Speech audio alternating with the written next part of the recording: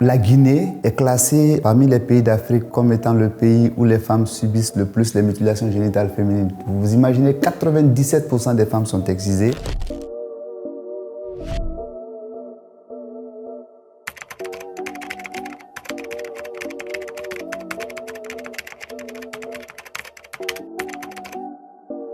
Je m'appelle Moussa Mara, je suis directeur exécutif de l'ONG ADES.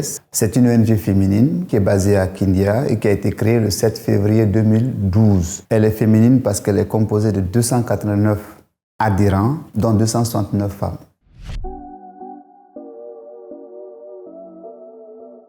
La Guinée est classée parmi les pays d'Afrique comme étant le pays où les femmes subissent le plus les mutilations génitales féminines. Vous imaginez, 97% des femmes sont excisées. Ensuite, dans l'ordre des statistiques, il y a entre 60 à 65 femmes qui sont mariées avant l'âge de 16 ans. Et puis plus grave, en Guinée, il y a un peu ce qu'on appelle la gérontocratie, c'est-à-dire que l'administration est gérée par des vieux. À Kindia, 83% des autorités administratives locales ont dépassé les 65 ans. Du coup, ils sont conservateurs, donc ils s'attachent aux normes culturelles rétrogrades. C'est-à-dire que la femme doit se soumettre à l'homme, c'est l'homme qui est le chef de la famille.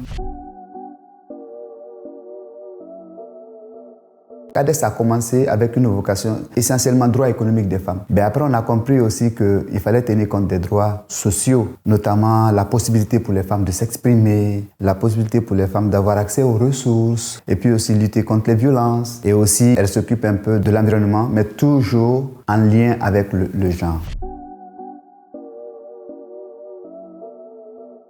C'est ça un peu le paradoxe. La Guinée a adopté des politiques très largement en faveur des femmes. Malheureusement, ce n'est pas suivi. Ça, c'est dû au manque de sensibilisation. Ça, c'est dû au fait qu'il n'y a pas de mesures d'accompagnement de cette politique. Ça, c'est dû au fait aussi à l'analphabétisme qui fait que la plupart des populations dans les zones rurales n'ont pas accès à cette information. Plus vous éloignez de la capitale, moins vous avez accès à l'information et moins c'est appliqué. Même s'il y a des politiques en faveur de la femme, elles ne sont pas appliquées au niveau local, dans les zones rurales difficiles d'accès.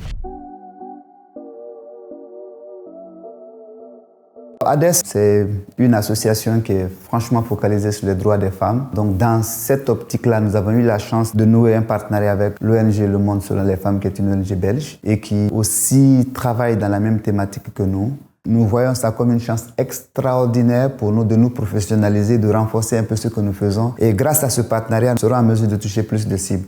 Dans le programme que nous allons mettre en œuvre avec l'ONG Le Monde selon les femmes pour les 5 ans à venir, il y aura ce qu'on appelle la recherche-action, le renforcement de capacité et enfin le plaidoyer. Et la recherche-action, c'est très important pour nous parce que ça va être une occasion de toucher du doigt les réalités et les résultats de cette recherche-action vont nous permettre de concevoir des outils plus adaptés, des outils qui vont nous permettre d'être plus efficaces et efficients sur le terrain. Suite aux outils qui seront élaborés, nous allons passer au renforcement de capacité de près de 150 jeunes animateurs et animatrices qui vont essayer de sensibiliser, de rencontrer les familles, de sensibiliser sur les thèmes de la masculinité positive, sur les thèmes de violence basée sur le genre. Et ce qui est intéressant, ça va se faire en langue locale. Même les personnes analphabètes donc, seront touchées et pourront comprendre certaines thématiques pour, à la longue, aboutir à un changement de comportement.